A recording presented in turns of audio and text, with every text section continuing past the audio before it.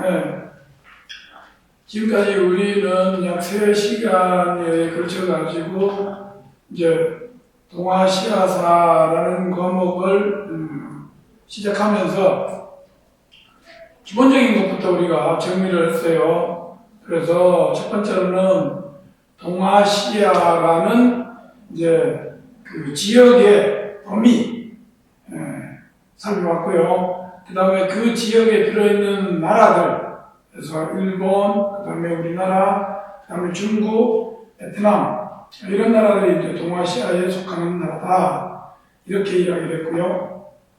그 다음에 이런 그 동아시아 지역의 자연환경과 기후 조건이 어떠한지 상당히 다양하다고 우리가 이야기를 했어요. 그래서 이런 다양한 자연환경과 기후 조건 속에서 다음 사람들은 그 먹고 사는 문제를 어떻게 해결했는가. 그래서 어떤 지역에서는 농사를 짓고 어떤 지역에는 유목을 하고 어떤 지역에서는 사냥을 하고 물고기를 잡는 이런 생활을 한다 라고 이야기를 했고요. 자, 이렇게 이제 자연환경과 기후 조건 그리고 생업에 따라서 그곳에 사는 사람들의 주거 환경도 다르고 그 다음에 음식 문화도 다르다라는 것까지 우리가 정리를 했어요. 그러면 이번 시간부터는 이제 우리가 배우는 과목이 동아시아 사죠. 사는 뭐예요? 역사죠. 그렇다면 여러분들이 중학교, 그 다음에 고등학교 1학년 때까지 역사라는 과목을 공부하면서 역사가 뭐라고 배웠나요? 역사라는 것은 사람이 언제, 어떻게 살기 시작을 했고, 그 다음에 지금까지 어떻게 변화하고 발전해 왔는가, 그거를 기록해 놓은 게 역사라고 했어요. 그죠? 그래서 이번 시간부터는 몇 시간에 걸쳐가지고, 이제 동아시아 지역에 언제부터 사람이 살기 시작을 했고, 그 다음에 어떤 모습으로 사람이 살기 시작했는지 이런 걸 살펴볼 텐데, 그런데 이런 그 사람들이 이 동아시아 지역에 살기 시작한 것은 굉장히 오래전이에요. 그런데 문제는 그 오래전 옛날에는 문자가 없었어요. 그래서 기록이 되어 있지 않습니다. 자, 그렇다면은 그 오래전 옛날의 사람들이 어떻게 살았는지 뭘 보고 하느냐? 그건 바로 유물이나 유적을 가지고 우리가 연구를 해서 추정을 한다. 이렇게 여러분들이 배웠을 거예요. 그렇다면 이렇게 문자가 없어가지고 유적이나 유물을 가지고 연구를 해서 사람이 어떻게 살았는지를 추정하는 이 시대를 부르는 호칭이 있어요. 뭐라고 하면 문자가 없는 시대, 선사시대라고 배웠죠. 네, 선사라는 용어를 씁니다. 그래서 이번 시간부터 시작해서 몇 시간 동안은 이제 동아시아 지역의 선사시대, 즉 선사시대 하면은 도구의 사용으로 봤을 때는 어떤 시대가 여기에 해당한다고 알고 있죠? 도구의 사용으로 봤을 때는 구석기 시대와 신석기 시대가 선사시대에 해당한다고 알고 있죠? 그래서 이번 시간에는 우선 먼저 동아시아 지역의 구석기 시대의 사람들의 생활 모습은 어땠는가? 이거를 이제 살펴볼 텐데요. 자, 이번 시간에 우리가 배워야 될 학습 목표는 동아시아 지역의 선사시대에 어떤 인류가 등장을 했을까? 어떤 인류가 살았을까?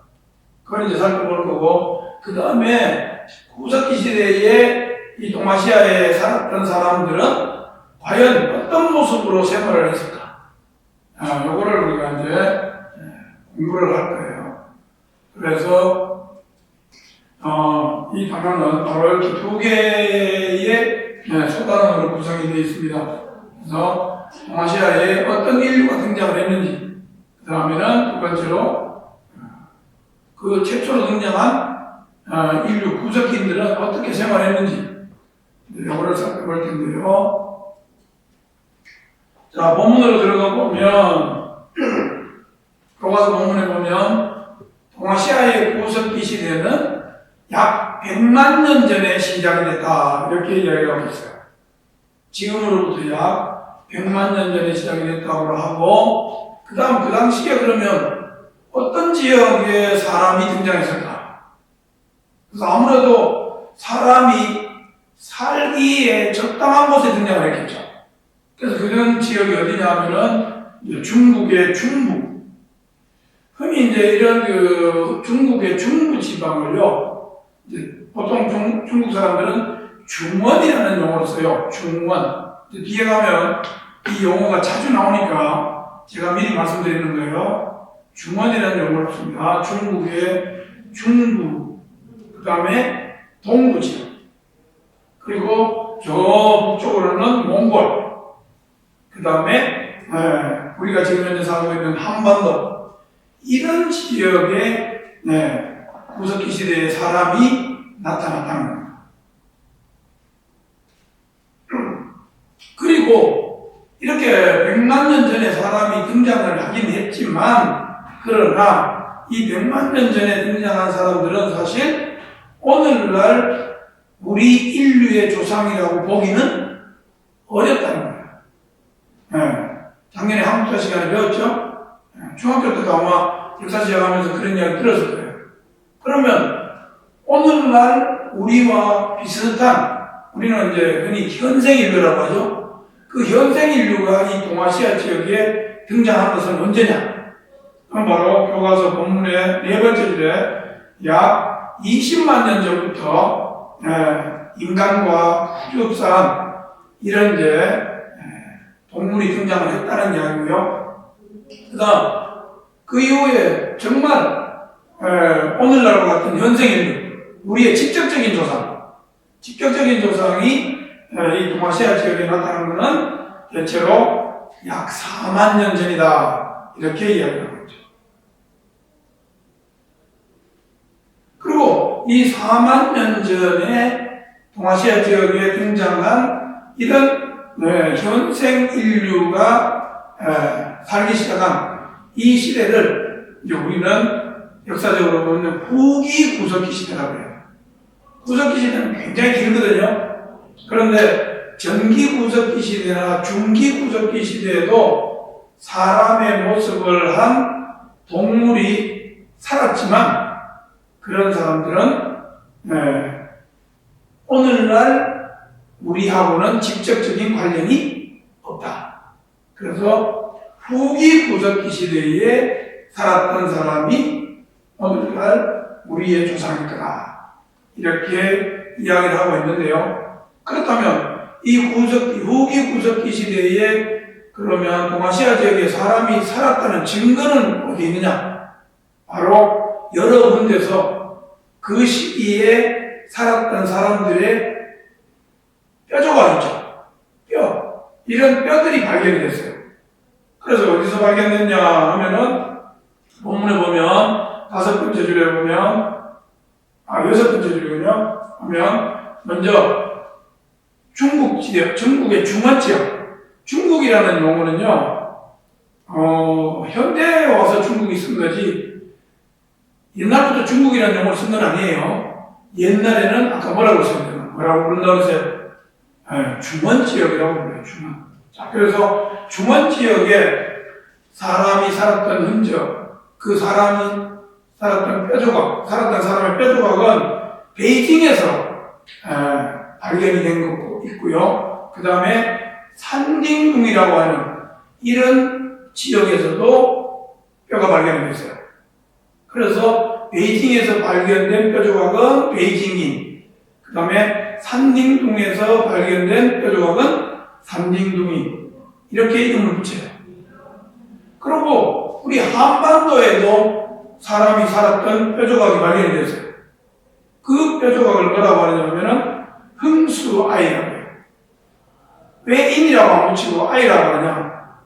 요 뼈조각은 어린애 뼈조각입니다. 그래서 흥수아이라는 이름을 붙였고요. 그 다음에 일본에서도요, 이 시기에 살았던 사람의 뼈가 발견이 됐어요. 뼈조각이. 그 지역이 바로 미나토가와라는 지역이에요. 미나토가와. 그래서 미나토가와인 이렇게 이름을 붙이고 있는데요. 자, 여러분들 교과서에도 나와 있지만 바로 여기에 지금 화면에 쌤이 띄워놓은 것처럼 이제 동아시아 지역에 이 후기 구석기 시대에 살았던 사람들의 뼈조각이 발견된 지역이에요. 그래서 교과서에 나와 있는 베이징인, 삼딩둥인, 그 다음에 남텐인, 그 다음에 중국의 마바인, 그 다음에 우리나라에서는 덕천인, 만달리인, 전만인, 흥수아인, 상신 꽤 많이 발견됐죠? 그리고 그 다음에 일본에는 오키나와라는 섬 알죠? 일본의 가장 남쪽에 있는 그 오키나와 섬의 미나토가와라는 지역에서 사람의 뼈가 발견된 거예요. 그리고 여기 보면은 이제 약간 옅은 분홍색으로 표시가 되어 있는 덕천인, 베이징인, 란텐인, 전만인, 상시인, 마바인 이런 사람들은 전기 구석기 시대에 살았던 것으로 추정을 하고 있고요. 그 다음에 푸른색으로 이렇게 표시되어 있는 산딩둥인, 만달라인, 흥수아이, 그 다음에 미나토가와인 이런 사람들은 오늘날 우리의 직접적인 조상이라고 하는 후기 구석기 시대에 살았던 사람이다. 이렇게 이야기를 할 수가 있는 것이죠. 자, 그렇다면은 이런 그 후기 구석기 시대에 이 동아시아에 살았던 사람들은 과연 어떻게 생활을 했을까? 그 생활하기 전에 그 발견된 뼈다귀를 토대로 해가지고 이제 사람의 모습을 복원을 해봤어요. 복원해 보니까 산딩둥이의 모습은 이러했을 거다. 여러분들 교과서도 있죠. 그 다음에 이거는 일본에서 발견된 미나토가와인의 모습은 아마 이랬을 거다. 이렇게 이야기를 하고요. 그 다음에 이제 구석기 사람들의 생활은 어땠을까? 당연히 구석기 시대니까 뭐 사람들은 아직까지 뭐 농사를 짓거나 그죠? 짐승을 기르지 못했을 거예요. 그럼 뭘 먹고 살았을까? 바로 산이나 들에 있는 열매, 그 다음에 풀 이런 것들을 가져다가 먹는 거죠. 이렇게 열매나 풀을 뜯어오거나 따오는 걸 뭐라고 해요? 채집이라고 했어요. 그죠? 그래서 채집. 그 다음에 뭐 산에 있는 짐승 잡아먹고 그죠? 그 다음에 강이나 바다에 있는 물고기 잡아먹었겠죠. 그런데 이 구석기 시대 사람들 이렇게 그냥 자연에 있는 거를 그냥 가지고 와서 먹다 보니까 여기에 오래 살다 보면은 그런 것들이 없었대요. 부족해지죠. 그럼 어떻게 해야 돼요? 이동을 해야 돼요.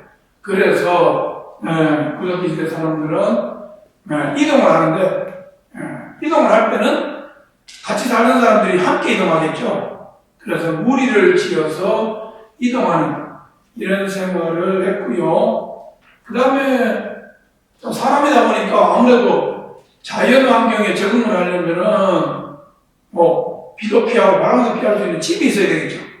그러면 어떤 집에 살았을까? 과연 집을 지었을까요? 집을 지을 줄은 몰라요. 그럼 어떻게 했을까? 바로 자연적으로 생긴 동굴, 그 다음에 큰 바위 밑에는 그늘이 지겠죠, 그죠? 이런 데도 바람도 피하고 비도 피할 수 있죠. 그래서 바위 그늘. 그리고 이제 어느 정도 이제 구석기 시대 세월이 흐르면 그 다음에는 이제 어느 정도 사람들의 머리가 어느 정도 발달을 해요. 그러면 사람들이 이제 그때부터는 아주 참 유치한, 아주 원시적인 형태의 집을 지어요. 예. 근데 어떤 집에, 어떤 곳에 집을 지었을까? 아무래도 사람이 사는 데는 가장 중요한 게 물이죠. 그래서 물을 얻을 수 있는 강가 같은 데, 이런 데다가 간단하게 집을 지었는데, 이런 집을 뭐라고 하느냐? 이런 집을 막집이라고 합니다. 막집. 강가에 막집을 짓고 살았고, 그 다음에 이런 사람들이 그냥 맨날 먹고 잠이나 자지는 않았겠죠. 먹는 시간, 잠자는 시간, 이런 시간 제외하면은 뭔가 이렇게 시간이 많이 남을 텐데, 그런 시간에 물론 이제 사냥도 할 거고, 그죠? 채집도 할 거고 하겠지만, 또 그 외의 시간이 또 남을 수가 있어요. 그런 시간에는 뭐 했을까? 당연히 사람이니까 뭔가 이렇게 손으로, 그죠? 손을 쓸 줄 아니까 뭐를 만들거나, 뭘 또 그리거나 이렇게 했겠죠. 그래서 그런 것들이 남아있어요, 현재. 자, 그게 뭐냐? 동굴, 자기네들이 동굴에 줄 살았다고 그랬잖아요, 그죠? 그래서 심심하니까 동굴벽에다가 뭐 이렇게 쓱쓱쓱 그랬겠죠. 뭘 그렸을까요? 주로 자기네들이 이제 사냥을 해야만 먹고 살잖아요. 그렇다면은 그런 사냥의 대상이 되는 동물, 그런 동물이 많이 잡히게 해달라고 빌었겠죠. 그래서 이제 그런 동물의 모습들을 주로 그렸고요. 그런 것들이 지금 현재 남아있어요. 그래서 교과서에 보면 네 번째 줄에 동물의 벽, 바위 이런 곳에다가 자기네들의 먹이가 되는 들소, 사슴 이런 동물의 모습을 그렸다고 하는데, 이런 동물의 모습을 그린 이유는 당연하죠. 이유는 바로 그런 동물이 많이 잡히게 해달라 라고 비는 사냥의 성공을 기원하는 그런 의미가 담겼다, 이렇게 이야기를 할 수가 있고요. 그 다음에 이런 구석기 시대 사람들은 짐승 사냥하고, 그 다음에 또 자기들 나름대로 필요에 의해서 땅도 파야 되고 나무도 잘라야 되고, 그죠? 해야 되는데 그걸 하려면 뭐가 있어야 돼요? 도구가 있어야 되겠죠. 그렇다면 어떤 도구를 사용했을까? 자, 중학교 때, 다음 작년에 한국사에서 구석기 시대에 사용된 도구는 뗀석기라고 했어요. 그죠? 뗀석기. 네. 돌과 돌을 마주 부딪혀가지고 떼냈다. 그래서 뗀석기라고 하죠. 그리고 뗀석기만 사용한 게 아니에요. 돌로 된 도구도 있지만 또 뭐가 있을까요? 짐승을 잡아먹고 나서 그 짐승의 뼈, 그죠? 그 뼈도 도구로 사용할 수 있겠죠. 뼈로 만든 도구. 또 아주 원시적이지만 나무로 된 것도 있어요. 나무로 된 도구. 그렇다면 이 시대에 사람들이 만들었던 도구로 현재 발견된 건 어떤 게 있을까? 바로 거기 보면 집게, 주먹도끼 이런 여러 가지 도구들이 현재 발견이 되고 있어요. 그런데 그런 도구도 하나 가지고, 하나의 돌을 가지고 여러 용도로 사용하기도 했겠지만, 그러나 대체로 보면 돌의 모양에 따라서 사용하는 그 분야가 달라요.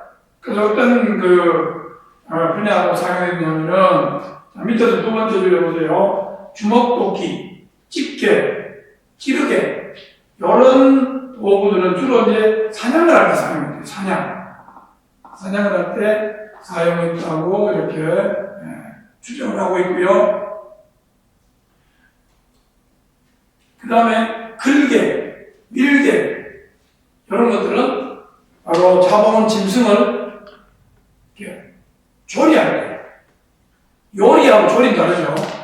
조리는 이제 여러 가지 음식 재료를 만드는 거, 음식을 먹기 위해서 요리하는 게 아니라 음식 재료를 만드는 걸 조리라고 해요. 그래서 글개, 밀개는 잡아온 짐승의 살점을 막 빼낸 거 있죠? 그런 데 사용한다. 이렇게 하는데. 자, 그리고 이때 사용했던 이제 도구 중에 대표적인 거, 여러분들 교과서에도 나와 있지만, 바로 주먹도끼. 이런, 도구가 사용되고, 그 다음에 이거는 이제 글개라고 하죠. 글개 보면은 여기 보여요. 이 왼쪽에 보면은 굉장히 날카롭게 되어 있죠? 이 부분으로 뭐 있겠어요? 이 부분으로 뼈에 묻어있는, 뼈에 붙어있는 살을 긁어낸다는 얘기예요. 긁어낸다. 이런 데 사용했다는 것을 알 수가 있고요. 그 다음에 오늘 이제 참고입니다. 참고적으로 우리 교과서에 없는데 이제 석기를 제작하는 방법이에요. 그래서 이제 돌을 가지고 석기를 제작하는데 이제 직접적으로 돌과 돌을 막 부딪혀가지고 어느 한 부분을 떼내는 거예요. 직접 떼기라고 그러죠. 그 다음에 모루떼기라고 하는 거는, 모루라고 하는 거는 밑에다가 받치는 받침돌을 말해요. 받침돌을 두고 그 받침돌 위에다가 다른 돌을 얹고 나서 뭘로 찍겠죠. 이런 식으로 하는 걸 모루떼기라고 해요. 모루떼기. 그 다음에 눌러떼기. 눌러떼기는 글자 그대로 두 개의 돌을 가지고 이렇게 힘을 주면은 한쪽 돌이 떨어져 나가겠죠? 그래서 눌러떼기를 하는 것이고, 그 다음에 간접떼기. 이거는 뭐냐면은 이제 뾰족한 쐐기 같은 것. 이런 게 되겠죠. 이렇게 뾰족한 이런 쐐기 같은 걸로 돌에다가 대고서 이런 돌이 있으면 돌에다가 대고서 다른 돌로 이렇게 내치는 거죠. 어떤 형태인지 알겠죠? 이런 식으로. 이게 이런 걸 쐐기라고 해요. 그런 걸로. 그러니까 직접적으로 때리는 게 아니죠. 그래서 간접떼기라고 해요. 그래서 이런 형태로 도구를 만들기도 했다. 이렇게 이야기를 하고 있는 겁니다. 구석기 시대의 인류의 생활에 대해서는 짧지만 오늘은 여기까지, 이번 시간은 여기까지고, 그 다음에 뒤이어서 이제 우리는 신석기 시대로 넘어가도록 하겠습니다.